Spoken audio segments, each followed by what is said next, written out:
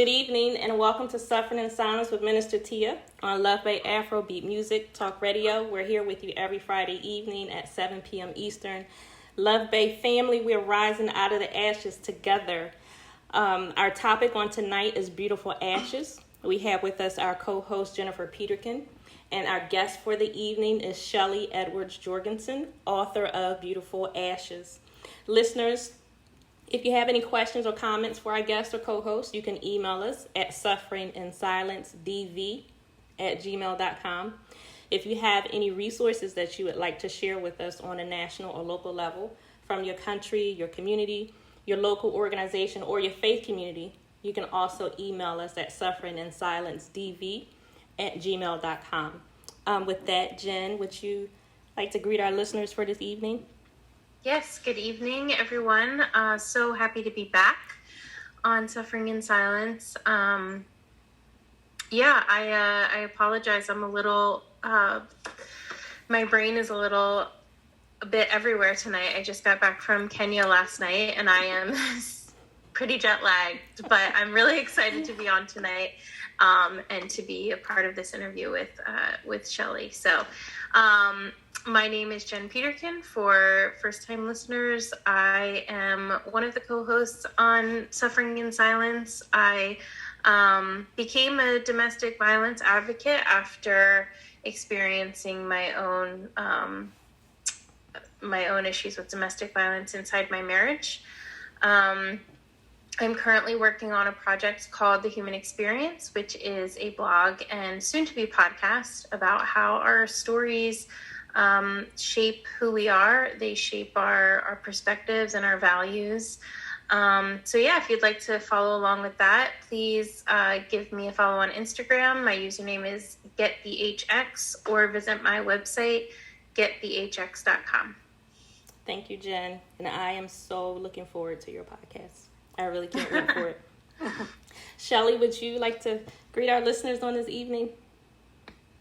Sure. Thank you, Minister Tia and Jen, for having me on the show tonight. I'm just excited to be here and to talk to you guys.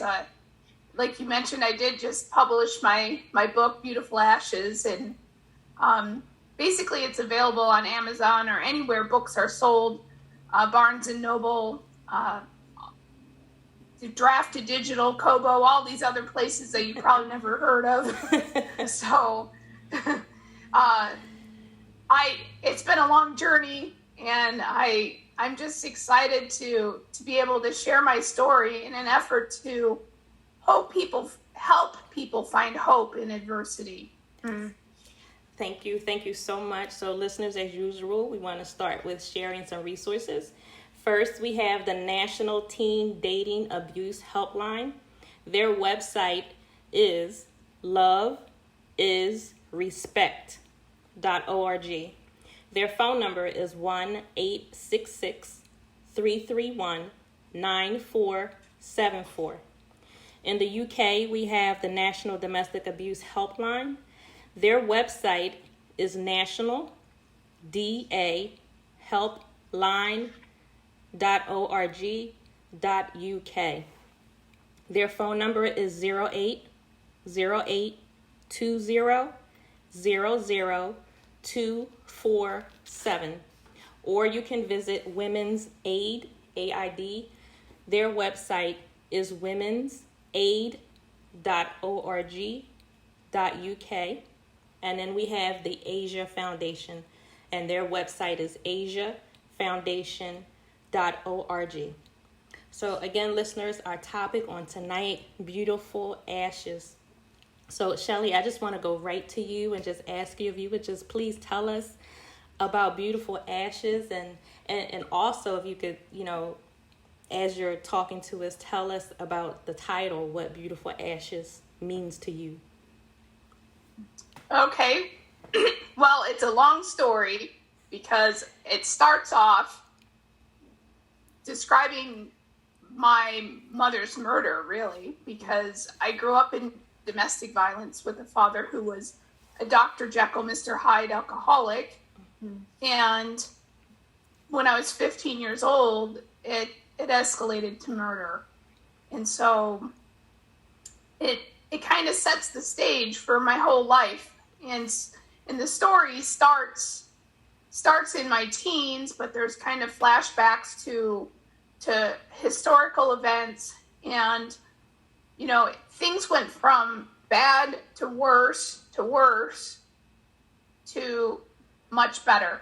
And it was a long journey for me to get to where I am today, which is happy and whole. But I had to find a path to healing, and so I wanted to take people through the journey and see that there's a path to healing. And so Beautiful Ashes kind of is derived from a scripture in Isaiah where it talks about beauty from ashes. Mm-hmm. And so that's where I got the title of Beautiful Ashes. And it also ties to the event. My dad actually, when he murdered my mother, he set fire to our house to cover it up. So that's a big part of my story is that. And so that's how the title was derived. Okay. So I know what your book is about. I know your story because I've read it. But if you could tell our listeners, more about your story, like what you want to share, what you want the listeners to hear and know about Beautiful Ashes. Yeah. So basically, one of the things about being a child survivor of domestic violence is I think that there's a lot of people that are survivors of being victims themselves, but I don't know that there's a lot of people out there like me who, unless they became a victim themselves as an adult in an intimate partner relationship of abuse, that really talk about the impact that the children have. And so one of the things is that I've always heard people say is, well, the child is too young, or they don't know what's going on. And so I wanted people to know that, yeah, you do know. There's a story in the book where my sister and I were dropped off at my grandparents' house for the weekend because my parents had a social event to go to. And when my parents came to pick us up a couple days later, I was 4 years old at the time, and my mom had a black eye. And she lied about how she got that black eye. She said that she had fallen down the stairs. But my 4-year-old self knew that that was a lie. Mm-hmm. And at that moment, I began to be afraid.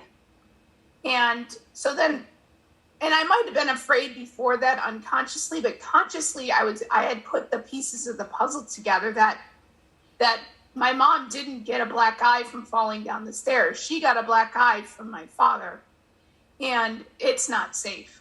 Mm-hmm. And then that pattern was continually repeated my whole childhood.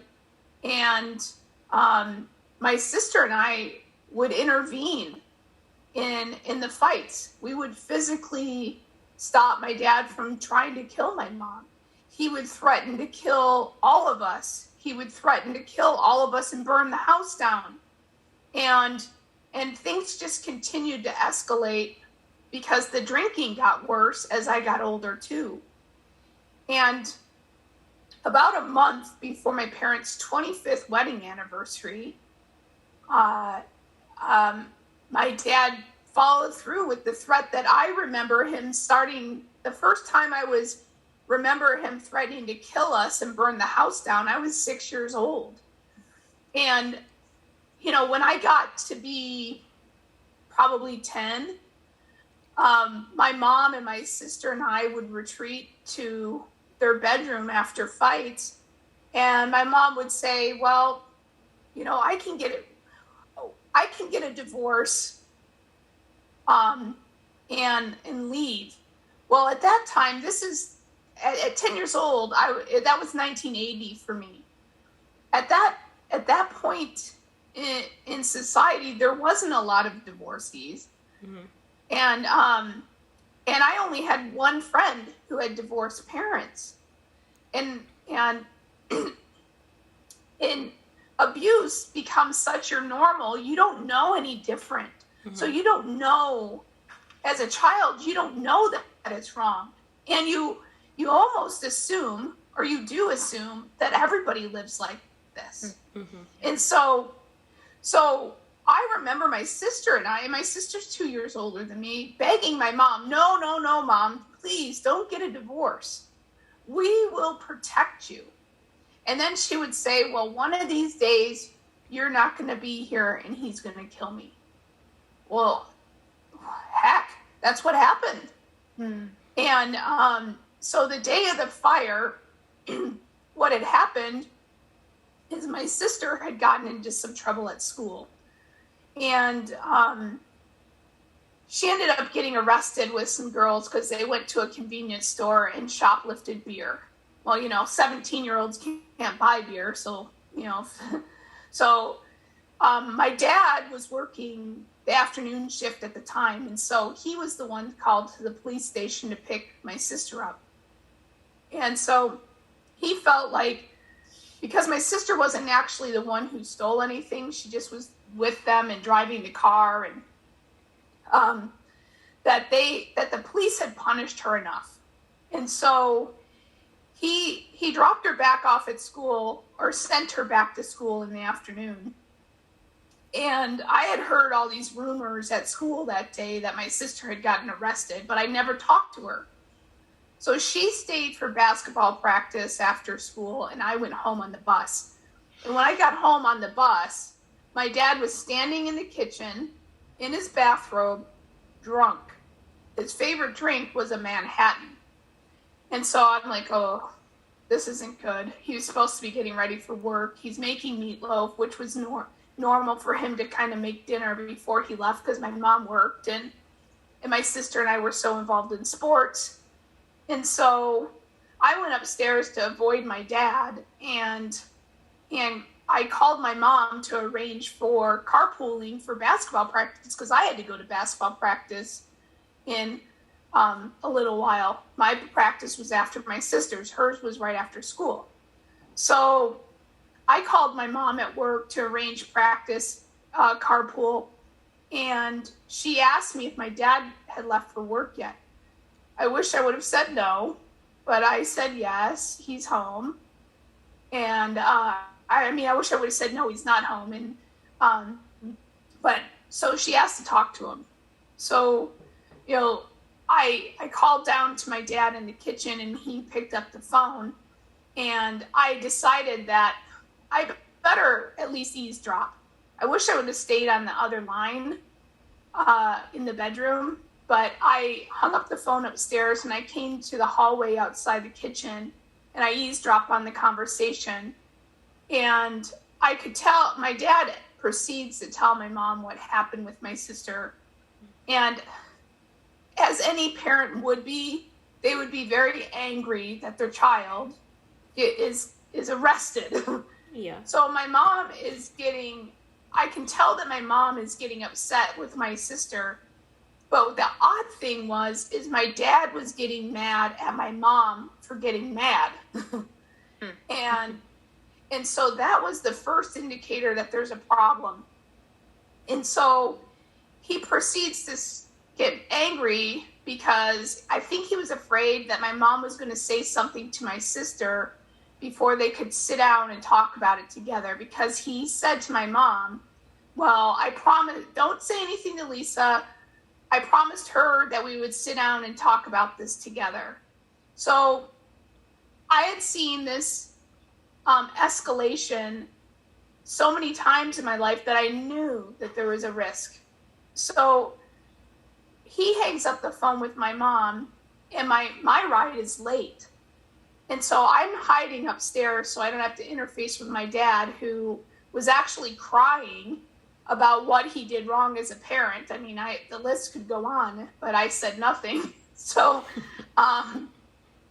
my next thing you know, I hear the garage door open, and I'm like, oh crap. My mom must have hung up immediately and left work to come home because she didn't work that close to our house. So I run downstairs. I knew instinctively that I had to create a diversion. That's how familiar these situations were for me. Mm-hmm. So I grabbed my geometry book. My mom is usually the one that would help me with homework, and she comes walking in the door. I mean, literally, she wasn't even in the kitchen. There's a hallway between our garage door and the kitchen, but she wasn't even in the kitchen. I met her coming in the kitchen. My dad is sitting at a built-in desk still in his bathrobe drinking another Manhattan. And my mom's first words were, well, if I knew you were going to still be home, I could have taken you to practice. And so I create this fake diversion about needing help on my math homework just to read the situation between my parents. So literally, my mom and I sit down at the kitchen table, which is a mere feet from the desk, and my parents say nothing to each other. So she's helping me with this fictitious math problem, and my ride gets there. And again, we're late. I'm also assuming that my sister, who had my grandma's car, was going to be home any minute. So I assess the situation with my parents. They haven't even talked to each other, really. There's been nothing said. And my sister should be home any minute. So my ride comes. I decide, okay, it's safe for me to leave. So I leave, give my mom a hug and a kiss and say, I love you, and run out the front door. Next thing you know, the neighbors my sister didn't come home. She stayed for her practice. And the neighbors are there to pick us up because there's a fire at our house. And it turns out that my mom was dead. And I mean, it's really a lengthy story, but I knew it immediately. But at the same time, I didn't want to believe it. Mm-hmm. And basically I wanted to believe my dad's lies about what happened, because, you know, even though my dad was abusive, he could be loving. And so I lived with this Dr. Jekyll, Mr. Hyde, the guy that would let me ride on his back while swimming underwater playing Shamu when I was a child, and the guy that would threaten to kill us and strangle my mother or rip her tongue out or whatever else he would do. And those events didn't happen every day, but they happened enough that you walked on eggshells. You didn't know what the trigger, what would trigger it. And so I still loved my dad. And so I wanted to believe him, even though I knew from the beginning he did this. Wow. I want to... That was so much. Wow. I want to kind of reiterate some of the things that you said. Maybe just touch on what stood out to me. What I clearly heard was that you were in an abusive household, and your sister and yourself as children were the protectors of your mother from babies practically. You were protective of your mother, actually physically stood in, you know, as children, 10, 11, 12 years old, through the time that you were teenagers, to physically protect her. And you had grown so accustomed to the dynamic of your home where you could read the situations.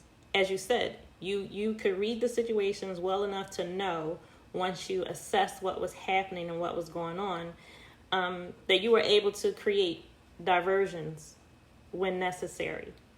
I think what I want to point out is just the weight that you had to have felt on your shoulders, you and your sister, the weight of a child, protecting your mother's life, physically protecting your mother, coming up with situations to protect her, divert attention, your father's attention away.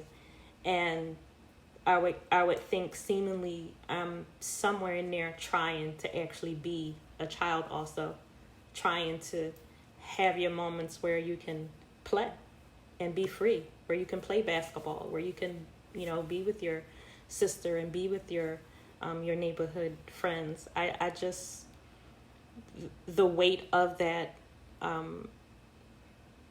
is just unexplainable. Just unexplainable, that weight that's on children.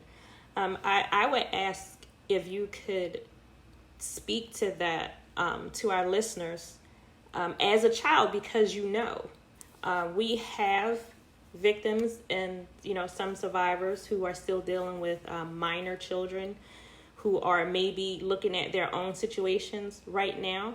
But if you maybe could give a voice to those children and what they're seeing and what they're hearing, because too many people say they don't know. They're only 4, they're only 5, they're only 10, they don't know. So could you speak to that aspect of how they do know? For sure they know. And the unspoken thing is that abuse, even if and in my mom's case, in my particular case, 99% of the physical abuse was on my mother. The other larger percent of the 1% was on my sister, and it was negligible physical abuse on me. Mentally, it's all abusive. I'm hearing my dad call my mom a myriad of horrible things, and the threats, and he did threaten us all, and he did lay hands on all of us every once in a while, but what happens, and I didn't realize this happened until I went through my own process of healing, is that as a child, you're self-centric. That's just the psychology of children. Is everything is about you. So you plant the seeds that you're not lovable because of this situation. And so there's so many things. And then the other thing is, and I talk about this in the book, is I call them the morning after breakfast. So Friday night or Saturday night or whatever, my dad would literally try to strangle my mother or rip her tongue out or whatever he did. And we physically would separate him. And, and the situation would dissipate. And then the next morning you're waking up and there's freshly made hash browns and eggs and sausage and toast. Mm-hmm. And we're having this morning after breakfast. Well, you don't say a damn thing. Mm-hmm. You're not allowed to talk about your feelings. You're not allowed to talk about what happened. It's like, it's just ignored and you move on. Well, as a child, you don't learn what's safe. You don't learn what's acceptable, what's not acceptable. And you don't learn how to value your own feelings or fears or emotions at all. So my coping mechanism for dealing with all that became numbing everything. I just numbed everything. But along the way, I planted these seeds of, oh, Shelly, you're not lovable. And then, it was reinforced every single time I was in these violent actions. Is there's got to be something wrong with me. If dad's gonna behave this way, then there's something wrong with me. Mm-hmm. So that's kind of an underlying factor that, yes. And like I said, I knew at 4 years old, even though my mom didn't say, yeah, your dad punched me in the face, even though I didn't even witness it, mm-hmm. I knew that that's what happened. And so Do not think that your children do not know. And do not think that they're not walking on eggshells the same amount, if not more than you. Because when you're even younger, you don't even know what the hell the trigger is. You don't know that it's tied to alcohol or whatever the trigger is for that abuser. And it's so erratic because sometimes dad could be drunk and there would be no explosion. But sometimes there would be. And who knew exactly what the trigger was. And so as a child, you can't always know. I mean, even as a victim, you know that you can't even always know. Right. And so yeah, there is a weight. There is this, this fear constantly that you live with. But even further, when it sets you up, it steals your voice. Just like as a woman that's caught in domestic violence, your voice is stolen. Well, as a child, your voice is stolen too, to the point that it sets you up for further abuse. It sets you up to fall into a pattern of abusive relationships. Fortunately for me, I didn't do that, but I became a victim of predators. So I ended up getting molested. I ended up getting raped twice. I became a victim in other ways because predators know who's going to talk and who's not going to talk. And I was trained not to talk. And so there's a pattern that just propagates through your whole life, and you're kind of set up at a disadvantage as a child, starting in domestic abuse, because that's abuse to the child too. And so I had to heal from all of that trauma, and I'm fortunate. I'm the anomaly here. My sister hasn't healed from any of this, and she's 2 years older than me. I'm 52 years old. And it took until I was in my mid-30s to find the right trauma therapy that could even actually help me. And not everybody has the resources for the tens of thousands of dollars that I did spend on therapy to mitigate all this trauma. So there's a need for a lot of change. And but the weight of the situation, if you as a victim yourself are scared and unsettled and feel unsafe, your child feels that way too. And probably even more so because it's more confusing to them, and they're powerless to change the situation. They're children. They can't choose to leave. Yes. They don't have that choice. And the other thing is that's their parent usually. So they love that person. So they're, like I said, after my dad murdered my mother, I mean, literally on the drive home from the high school, I knew, before I even knew my mother was dead, I knew she was dead, and I knew my dad had killed her. My sister and I had to live with him for another 2.5 years before his trial. I had to prevent him from killing my sister after that. That's a whole nother part of the story.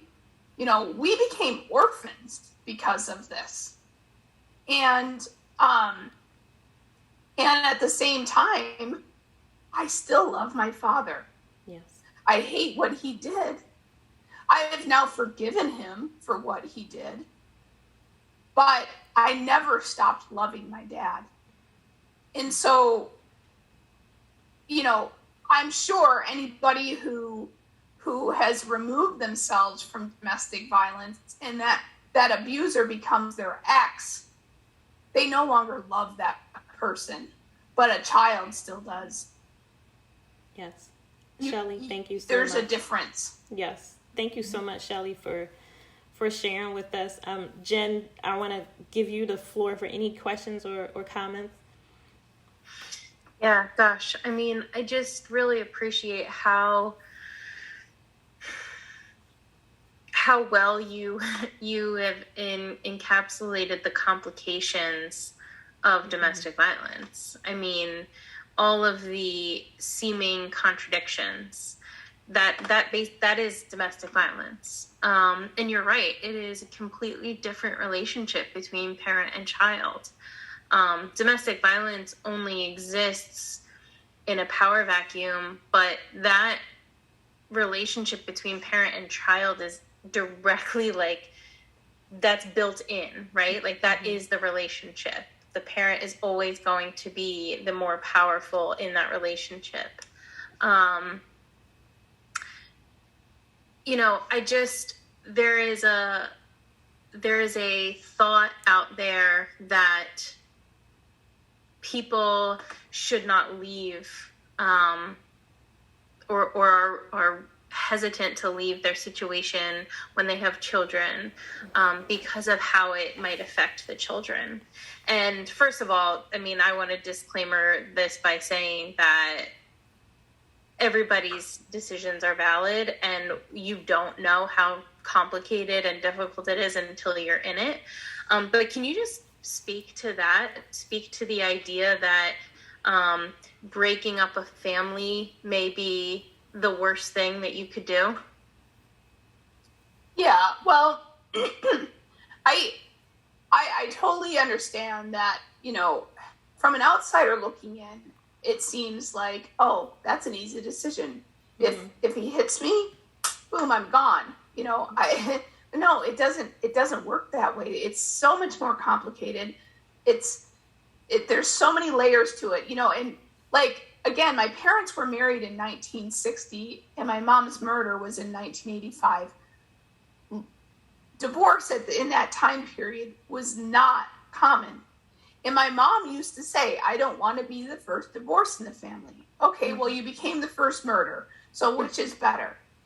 And so I know, you know, there's so many factors and everyone has to make the decision for themselves.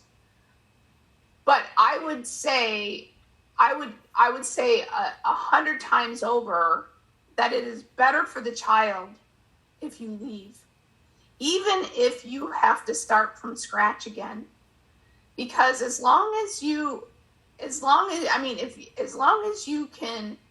meet the Maslow's hierarchy of needs of food and shelter, everything else is unnecessary. I mean, there's studies that show that a baby can go longer without food than it can without love. And you know, a child that's in this environment, it never feels safe. And so even though you have to break up the home in order for that to happen, that's, in my opinion, still much, much, much better for the child. And there's not the stigma around divorce anymore, like there used to be. So, but it's by no means easy to do. No, not at all. And, you know, it's there, like you said, there are so many layers to leaving a situation, to staying and to leaving. There is nothing more complicated than being involved in a domestic violence situation. You are emotionally attached, but you're also physically attached. You're financially attached. I mean, every aspect of your life is involved in this decision. So it's unlike most other things in life in that you cannot remove complication from that. So by no means do I want to make it seem like it's an easy decision, but there is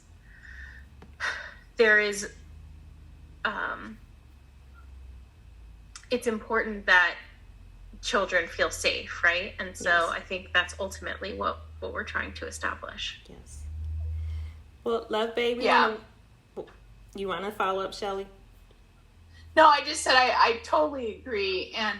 And again, the whole complicated thing is there's no one size fits all solution. Mm-hmm. So, you know, and even though I would advocate for leaving for the children and not staying for the children, but there's such a broad range of what the abuse is. And so it really is an individual situation, and every single situation is unique. And it needs to be prayerful, it needs to be thought about, it needs to be considered about what's the best for everybody involved. Yes. Thank you so much. Luv Bay, we want to welcome you again to Suffering in Silence with Minister Tia on Luv Bay Afrobeat Music Talk Radio. We are here with you every Friday evening at 7 p.m. Eastern, with a replay on Tuesdays at 1 p.m. and 7 p.m. Eastern, also on Thursday and Fridays at 1 p.m. Luv Bay, we are continuing to rise out of the ashes together. Just a couple more resources we would like to share. From the Virgin Islands, we have the Women's Coalition of St. Croix and Christian-led Virgin Islands. Their website is wcstx.org.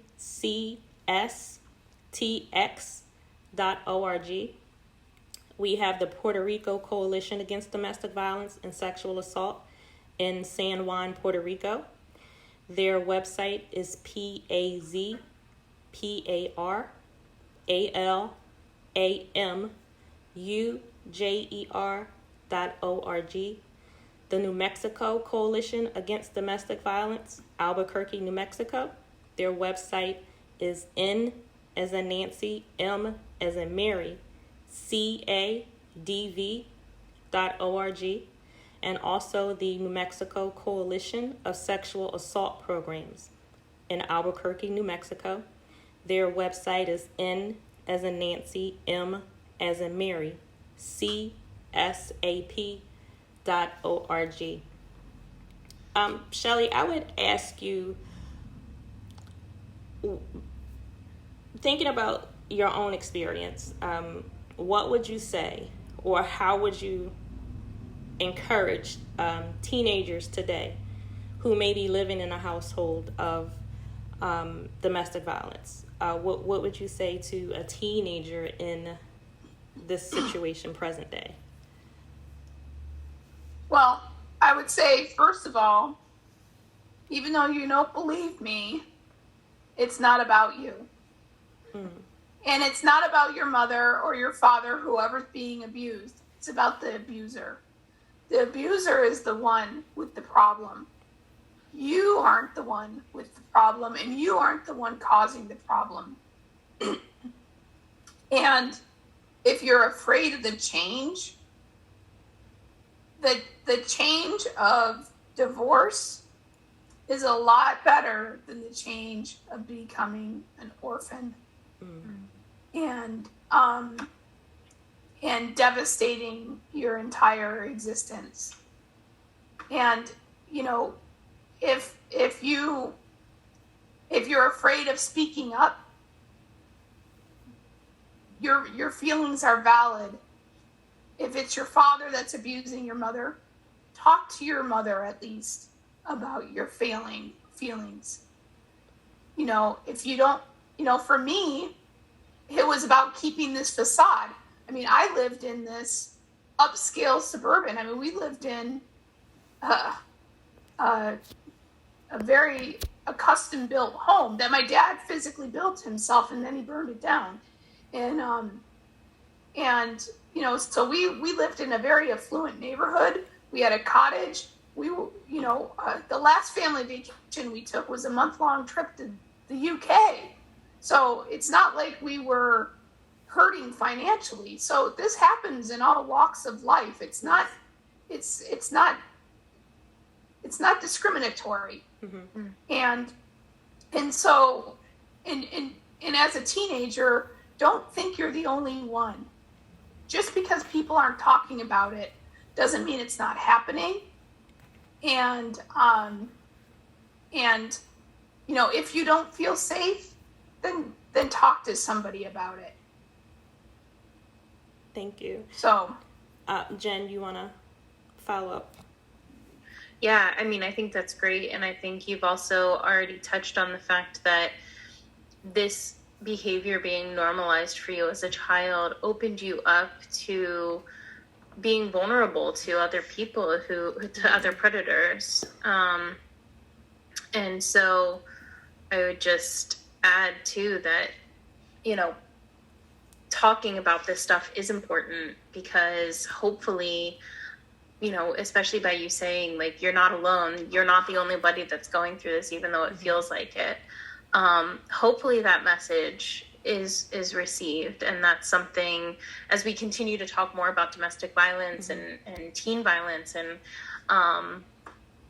all of it, hopefully that's a message that's received and taken to heart, and that some people can start their healing early and don't have to experience all of it before they don't have to hit rock bottom necessarily to start healing their trauma and feeling whole again. I do. So with your healing journey, I mean, we talk a lot about healing on this show. And we talk a lot about how healing isn't linear. It's not, a walking up a single staircase and getting to the top and you've arrived, right? So can you just talk about, I know that's a very large question, so take it wherever you want, but can you talk about healing and how it's a very zigzagged and weird road to walk down? It certainly is. It is definitely not linear. And the other thing that I think that people don't talk about as much is there is no one size fits all method for healing, and everybody's journey is going to be a little bit different. But I'll tell you a little bit about mine. So I told you that in addition to my mom being murdered and our house being burned down, so I lost every worldly possession, my mother, I had to testify for the prosecution for my dad's trial. I was molested and raped. I started having medical issues in high school, and I was an athlete. That was my outlet, so that was another trauma for me. Then people came in and stole everything from my sister and I as orphans. And so I had all this trauma upon trauma upon trauma. And so finally, when I was in college, which is a miracle that I even had enough fortitude to get there, and I started therapy.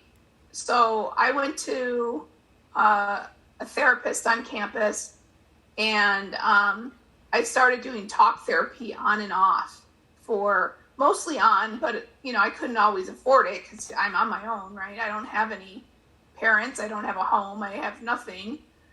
And so I started talk therapy, and it helped some, but I ended up graduating with my degree in engineering. I moved back to Detroit. I got my dream job with Ford because I wanted to work for Ford. And he bought a house. I had my own house. I was living with my best friend and single. And I just finished my MBA in my mid-30s, and I was miserable. I had no reason to be miserable. I had my dream career, master's degree education, everything from the outside looked great, but I was miserable still because I hadn't finished processing everything. I even was active in my own faith, but I had a fundamental trust issue with God because of everything that happened. And so in my mid-30s, I found a different therapist that did different trauma methods. This was in the early 2000s, and she did talk therapy, but she also did EMDR, which now is pretty mainstream. but I was so numb that that EMDR I couldn't really do at the beginning because I was so shut down. So I did another therapy called neuro emotional technique, or NET. That saved my life. She also did some cranial sacral and some other things, but NET was so effective for me. And again, I said I was an engineer, and so I like to know how things work, and I couldn't explain how NET was working. So I just decided I didn't need to know how it was working because it is working. So the therapist that I was going to, she didn't take my insurance, and I'm the kind of person that I find something that's working for me, I just wanted to, hit it hard and rip the Band-Aid off and get through it. So I was starting to go to her twice a week, and she's like, well, you can go get NET with this other therapist. She takes your insurance. So what did I do? I went to the insurance person once a week, and I went to my therapist once a week, and I ramrodded this home. And then the other thing that they don't talk about is when you have such deep-seated trauma, that an hour-long therapy session is not enough.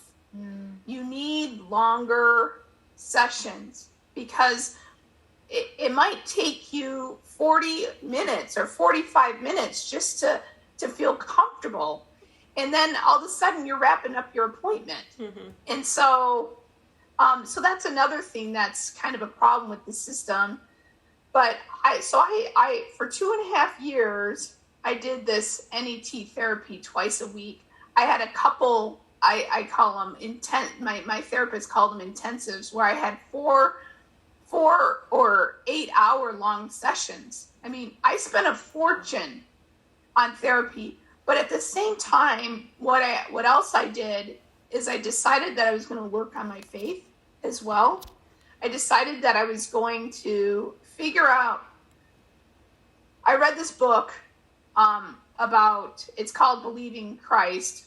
And, I know that not everybody is Christian, but for me, I am. And so this hit home for me is that a lot of people believe that Christ is who he is, believe that he did what he did, but they don't believe in what he promised he could do for you with the atonement, which is heal you, not just forgive you for your sins, but heal you from all pain. And so I decided, you know what? I need to believe Christ. I need to believe that he can do what he said he can do. And so I started to change my attitude and perspective. And I decided that I'm going to trust in God's plan for me. I'm going to learn how to apply the atonement to my life for healing while I was going through all this trauma therapy. And so my whole mind started to shift. And now I'm a super weirdo. and I look at all adversity as an opportunity for growth. Because in my mind, the whole purpose of life is so that we can learn and grow and become more like the Savior. Well, how are we supposed to learn patience or endurance or long suffering or charity or empathy, compassion, all these characteristics, these godlike characteristics? How do you learn those things without having to overcome adversity? And so I stopped asking the natural question of why? Why is this happening to me? I accepted for myself that the answer to why was because I needed to learn something. So then I started saying, okay, God, what is it that I need to learn? And how do I use that to help myself and others? So what and how? Those are my questions now. And sometimes I learn the answers quickly, and sometimes it takes decades to learn the answers to those questions. But it's freed me so much. And what happened in my childhood is just a part of the adversity that I've faced in my life. I mean, the story continues, and so, but it was so freeing after this 2.5 years of this intensive therapy and this complete mindset shift in my faith and learning how to apply the atonement to myself. It was like I came out of my therapist's office one day. It was like all of a sudden I could feel spring. And I was happy and whole. It didn't mean it was the end of my adversity. It just meant that I had a different view of what it meant. And so when I first started in college, and I would be so depressed and upset, and the therapist would say, well, like my dad would do something because he was still manipulating me even from prison. He would do something and I'd say, oh, well, he makes me so angry.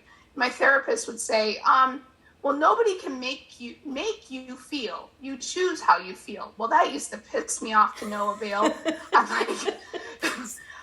like, are you serious? My dad murdering my mother doesn't make me sad. But now I know what she's talking about is that we choose how we're going to respond. That's the only thing we can control is our own choices in our response, you know, and the fact that I also have this belief that all adversity actually can be good for you. But before I came to that conclusion, I also realized that, you know, God is just and merciful. And so if you've ever been to a courthouse, there's Lady Justice out in front. She's blindfolded, and she's got a scale in her hand. And the only way for justice to be served is if that scale is balanced. So I looked at it this way. If on the right side of that scale, there was nothing but hurt, pain, sorrow, misery, etc., crap piled up on the right-hand side of that scale, eventually, in order for that scale and for justice to be served, that scale had to be balanced. Well, how is sorrow and pain balanced in the grand scheme of things with peace, joy, happiness, and the opposite emotions? So I held on to that belief for a long time, saying, okay, Heavenly Father, if this balanced scale is so out of whack, I trust you that at some point in my existence, whether it be in this life or the next life, that scale will be balanced. So now I'm like, okay, you're going to add another brick to the left-hand side, and that means I get another brick on the right-hand side eventually. Bring it on. So that's how I look at things now. Awesome. Like I said, super weirdo. That's not weird. That's beautiful. That's a beautiful way to look at things. Ladies, we are just under the hour. I told you, Shelly, it was going to go fast. We are just under the hour. So I just want to give you both just a couple minutes just for any final comments. So I would ask you, Jen, first for your final words for the evening. Yeah. Well, I just want to thank you, Shelly, for your openness, your vulnerability. It's not easy to tell this story. From experience, I know it's not easy to talk about your own trauma, but what you went through, no one should ever have to experience what you experienced. But your dedication to talking about it and being open about it is really helpful and lovely, because you said you hope that you're helping people, and I truly think you are. I think that there's no way that you couldn't be at this point. as I read your story, as I'm listening to you talk, I just keep thinking about escalation and how, being in advocacy and hearing over and over again, people deny how bad things can get and how bad things can be, wanting to downplay it because it is a cycle and it's not bad all the time. I just want to put it out there, and I want to encourage people that escalation is real. It does happen. And, don't think that somebody isn't capable of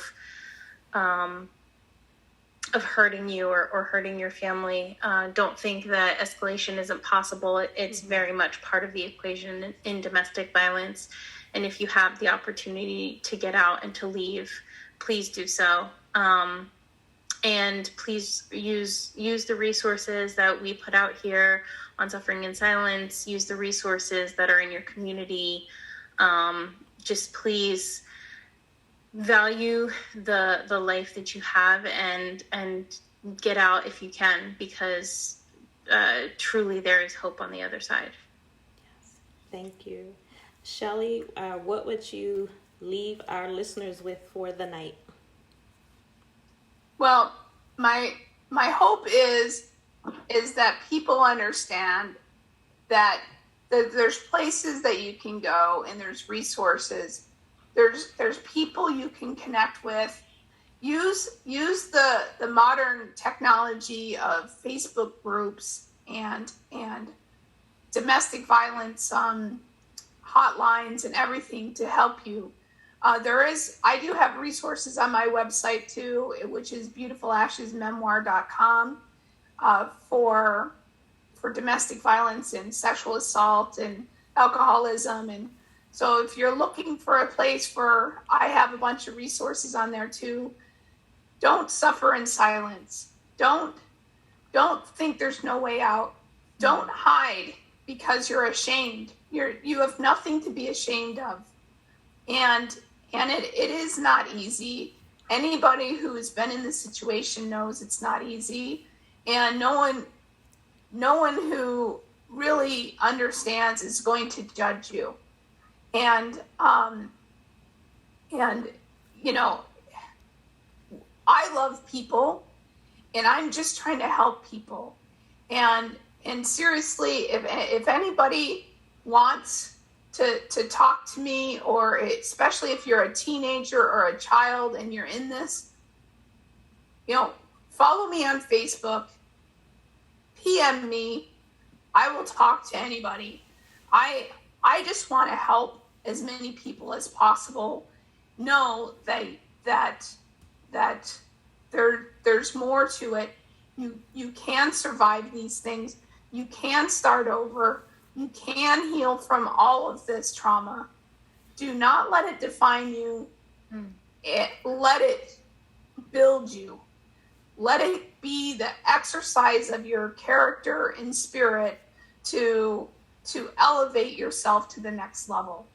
Learn something from what you are experiencing, and you learn to apply those things for good. Like, I know that one of the gifts that I have received from all of this trauma is the gift of empathy, the gift of understanding, yes, the gift of compassion. And so these are beautiful gifts that I can use, that I wouldn't have as deep of an understanding of those things if I hadn't experienced. So there are purposes in even suffering. So my hope is that there's hope. Thank you, Shelly. Thank you so much for being with us on tonight and for sharing your story. Luv Bay, if you want to catch up on previous episodes from our program, you can visit our YouTube channel, Suffering in Silence DV. We thank you for joining Suffering in Silence with Minister Tia on Luv Bay Afrobeat Music Talk Radio. We are here with you every Friday evening at 7 p.m. Eastern. Luv Bay family, we are continuing to rise out of the ashes together. Good evening.